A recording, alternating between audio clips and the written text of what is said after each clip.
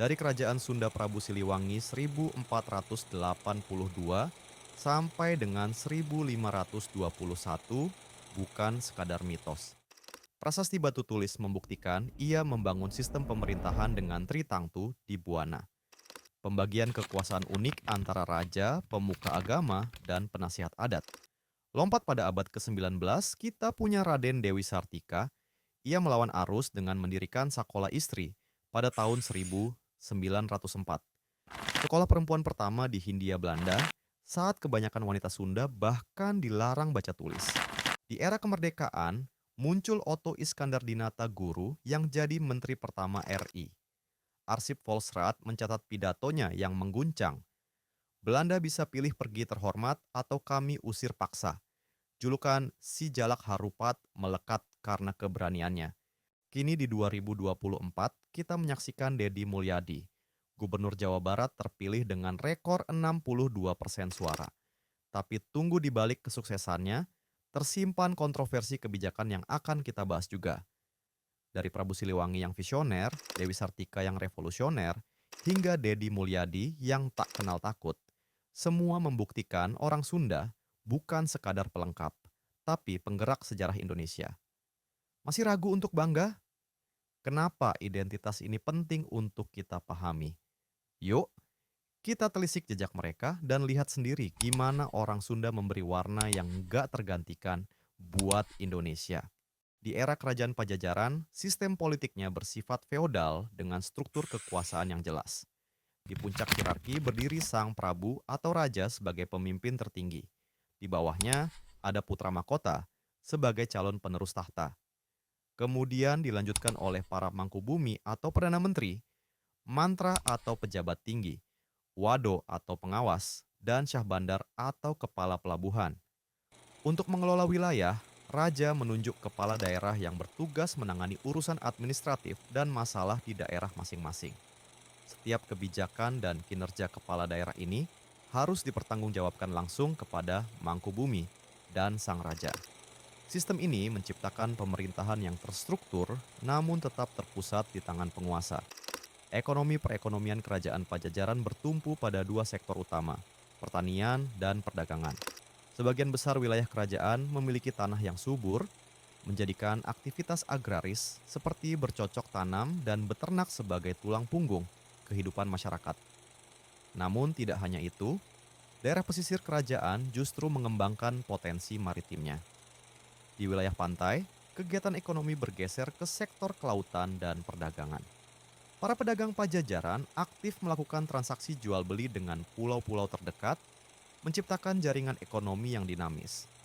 Inilah gambaran unik perekonomian Pajajaran. Sebuah harmoni antara kesuburan daratan dan kekayaan laut yang saling melengkapi. Sosial budaya masyarakat Pajajaran memiliki struktur sosial yang unik, bukan berdasarkan keturunan atau kekayaan, melainkan dari profesi yang ditekuni. Sistem ini mencerminkan cara mereka memenuhi kebutuhan hidup sehari-hari. Di lapisan pertama ada Pahuma, para petani yang mengolah ladang pribadi mereka. Kemudian Palika, komunitas nelayan yang menghidupi diri dari kekayaan laut. Ada pula Marangguy, sang seniman pengukir yang menciptakan berbagai karya seni. Tak ketinggalan, masyarakat juga mengenal kelompok prajurit yang bertugas menjaga keamanan serta pandita, para pemuka agama yang menjadi penuntun spiritual. Setiap lapisan masyarakat ini saling melengkapi, menciptakan harmoni dalam kehidupan sosial Pajajaran. Agama di era kerajaan Pajajaran, Hindu Saiwa menjadi agama utama, terutama di kalangan raja dan bangsawan. Dewa Siwa dipuja sebagai Tuhan tertinggi dalam kepercayaan ini. Bukti kehidupan religius mereka bisa kita temukan dalam prasasti peninggalan seperti prasasti Kawali dan prasasti Sayang Tapak. Namun, uniknya, kerajaan ini juga memberi ruang bagi penganut Hindu Waisnawa dan Buddha untuk hidup berdampingan. Meski sang raja menganut Hindu Saiwa, sikap toleransi terhadap perbedaan keyakinan justru dijunjung tinggi. Masyarakat bebas menjalankan ibadah sesuai kepercayaan masing-masing, menciptakan harmoni dalam keberagaman agama. Inilah salah satu warisan toleransi Pajajaran yang patut kita teladani, di mana perbedaan tidak dianggap sebagai pemecah, melainkan kekayaan budaya. Budaya-budaya kerajaan Pajajaran tak bisa dilepaskan dari pengaruh Hindu yang dianut oleh raja dan masyarakatnya. Nilai-nilai agama ini meresap dalam setiap aspek kehidupan, mulai dari sistem sosial hingga perkembangan kesenian. Kita bisa melihat jejaknya melalui bahasa, aksara, dan berbagai peninggalan budaya. Kitab-kitab seperti Sang Yang Siksa Kandang Karesian dan Carita Parahyangan menjadi bukti nyata. Tak ketinggalan, berbagai kerajinan tangan khas Pajajaran juga syarat dengan simbol-simbol Hindu. Warisan budaya ini memberikan gambaran utuh tentang bagaimana agama membentuk peradaban Pajajaran. Sebuah perpaduan sempurna antara spiritualitas dan kehidupan sehari-hari yang terus menginspirasi hingga kini. Masa kejayaan, catatan sejarah mengungkap bahwa masa keemasan kerajaan Pajajaran terjadi di bawah kepemimpinan Sri Baduga Maharaja. Raja visioner ini melakukan berbagai terobosan penting untuk memajukan kerajaannya. Di bidang infrastruktur, beliau membangun fasilitas publik yang mendukung kehidupan rakyat. Jalan raya yang menghubungkan Pakuan dengan Wanagiri dibangun untuk memperlancar mobilitas warga. Tak ketinggalan, Telaga Maharena Wijaya yang megah pun didirikan sebagai simbol kemakmuran kerajaan. Berbagai bangunan penting lainnya seperti kebun tren atau kompleks pemukiman elit turut mempercantik ibu kota. Sri Baduga Maharaja juga tak lupa memperkuat pertahanan kerajaan. Ia mereformasi sistem militer dan menata ulang kebijakan pajak serta UPT. Semua ini dilakukan sebagai pembelajaran dari peristiwa Bubat yang pernah melemahkan kerajaan di masa lalu. Hasilnya, Pajajaran mencapai puncak kejayaannya. Praktik kesewenang-wenangan diberantas, kehidupan rakyat menjadi lebih sejahtera. Masyarakat bisa hidup tenang tanpa tekanan dari penguasa. Inilah bukti nyata kepemimpinan Sri Baduga Maharaja yang bijaksana dan pro-rakyat. Warisan pembangunan fisik dan sistem pemerintahan yang ditinggalkannya menjadi bukti nyata bagaimana sebuah kerajaan bisa mencapai masa keemasannya ketika dipimpin oleh penguasa yang peduli pada kesejahteraan rakyatnya. Lompat pada abad ke-19, kita mengenal Raden Dewi Sartika, sang pelopor pendidikan perempuan Indonesia yang lahir di Bandung pada 4 Desember 1884.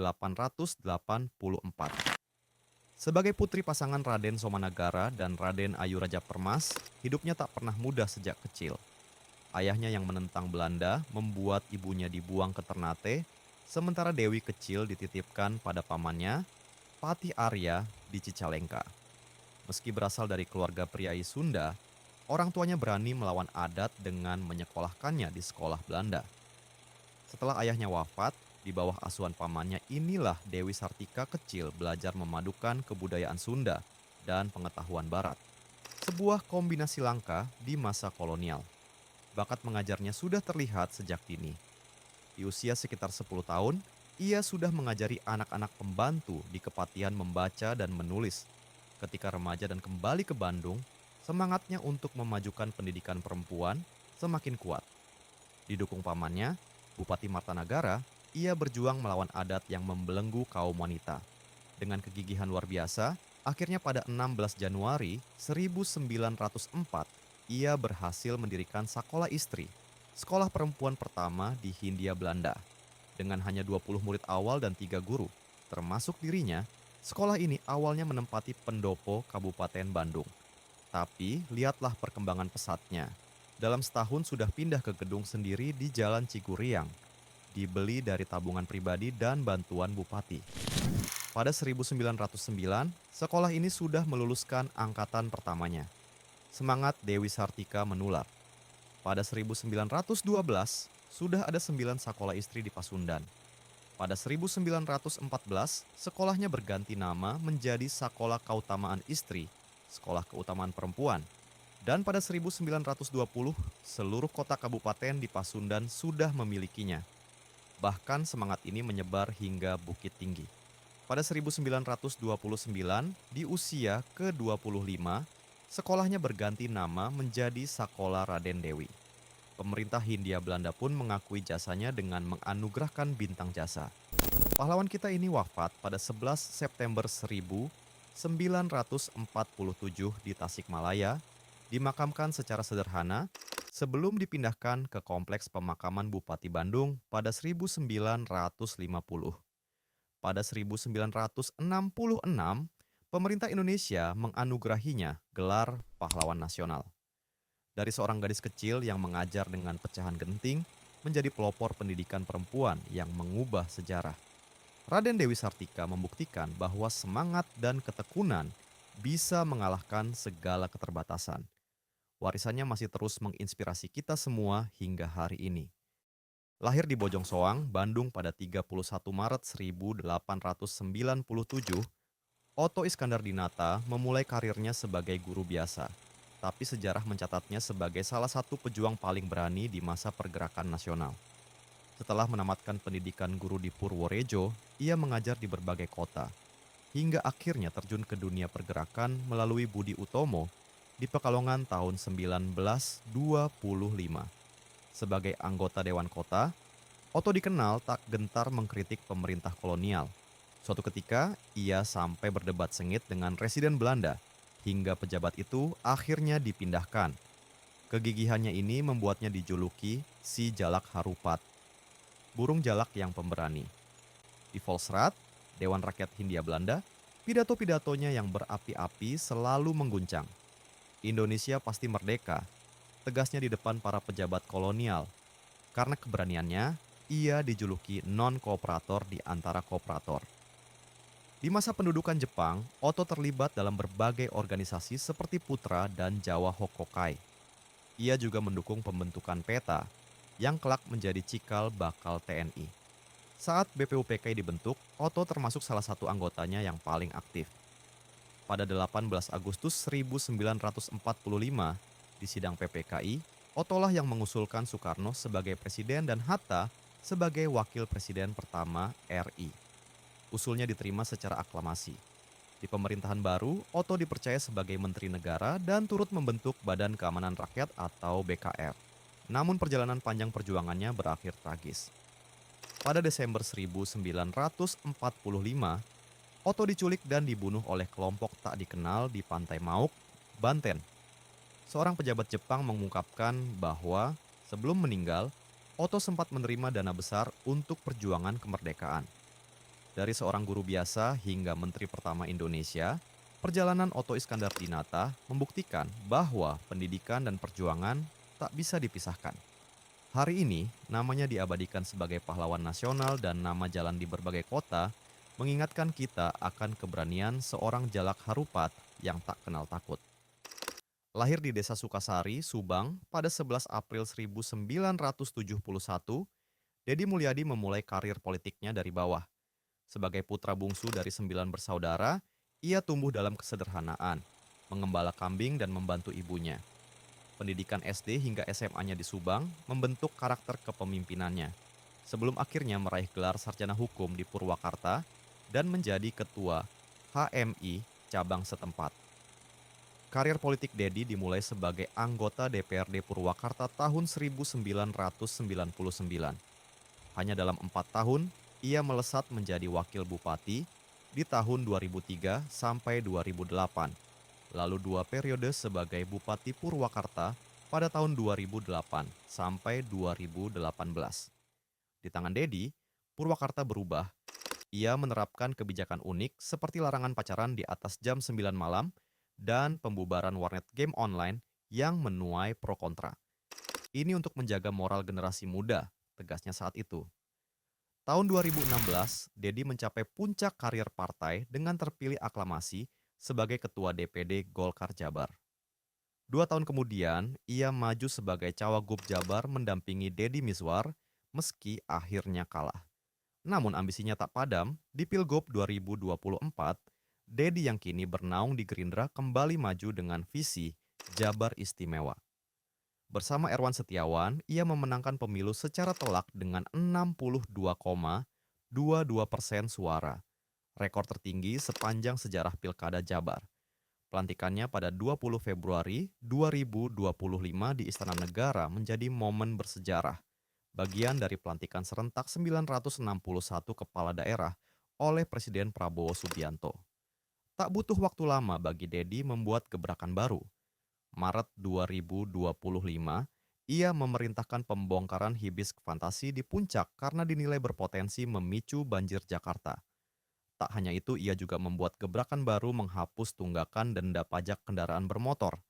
Dari keluarga sederhana di Subang hingga orang nomor satu di Jabar, perjalanan Deddy Mulyadi penuh warna. Pro kontra kebijakannya tak pernah surut, tapi satu hal yang tak terbantahkan. Dedikasinya untuk Jawa Barat tak perlu diragukan lagi. Kini, dengan mandat rakyat hingga 2030, Deddy punya 5 tahun untuk mewujudkan mimpi besarnya, menjadikan Jabar sebagai provinsi paling istimewa di Indonesia. Dari Prabu Siliwangi hingga Deddy Mulyadi, orang Sunda selalu menemukan cara untuk berdialog dengan zaman. Bangga jadi Sunda bukan berarti menutup diri, tapi justru memberi warna pada Indonesia yang bineka. Apa kamu punya idolamu sendiri? Sebut di komentar.